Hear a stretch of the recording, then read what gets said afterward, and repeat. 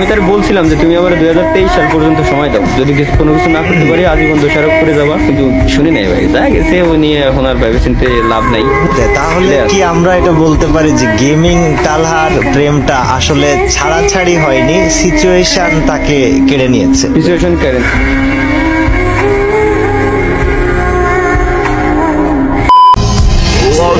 তুমি আমাকে এত তাড়াতাড়ি ভুলে যাবে আমি কখনো ভাবিনি। তোমার ভালোবাসা যে মিথ্যা ছিল সেটা আমি বুঝতে পারিনি।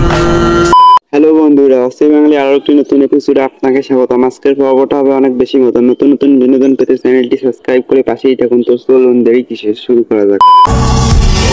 আমারে তুমি ভুল বুঝো না, আমি কিন্তু সবার মতো না। আমি এখনো তোমারই আছি, কিন্তু তুমি তো আমার না। এরকম কার কার সাথে হয়েছে কমেন্টে জানান।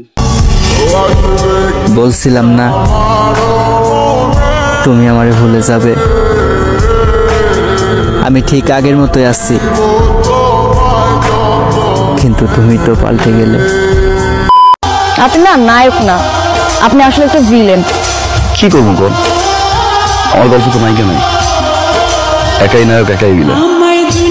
হায় হায়, ইতনা সুকুন। তেমন কিছু না, বর্তমানে আমার শেখাখোর বন্ধুর অবস্থা। পাগলা থাকে 3 রাস্তার মোড়ে, আর পাগলি ঘুরে অন্য কারো হাত ধরে।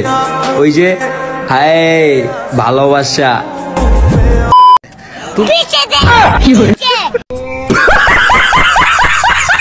खत्म, bye bye, tata, goodbye. Asif হুজুরের কথাগুলো আপনাদের কেমন লাগে কমেন্টে জানান। আর সামনে আসছে শীতকাল, যুবকদের কম্বল নয় বউ লাগবে একটা প্রত্যেকটা যুবকের। এই ঠান্ডা কম্বল দিয়ে নয়, ল্যাব দিয়ে নয়, একমাত্র বইয়ের মাধ্যমেই দূর হবে যুবক ভাই।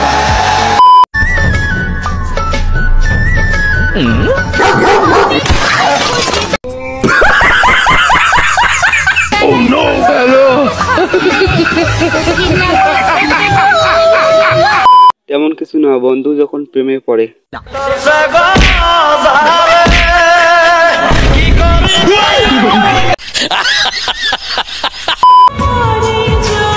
চোখ দিয়ে পানি তোমারও ঝরবে যখন আমার মতো বেহায়ার কথা তোমার মনে পড়বে।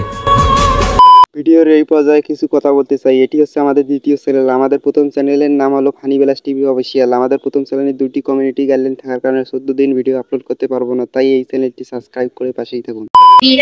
বন্ধুরে মেসেজ দিছিলাম যে কিরে শালা কই তুই, ওর বোনের কাছে ছিল। ওই পাশ থেকে রিপ্লাই আসলো, আপনার বন্ধু গোসল করে। আমি আপনার বউ বলতেছি।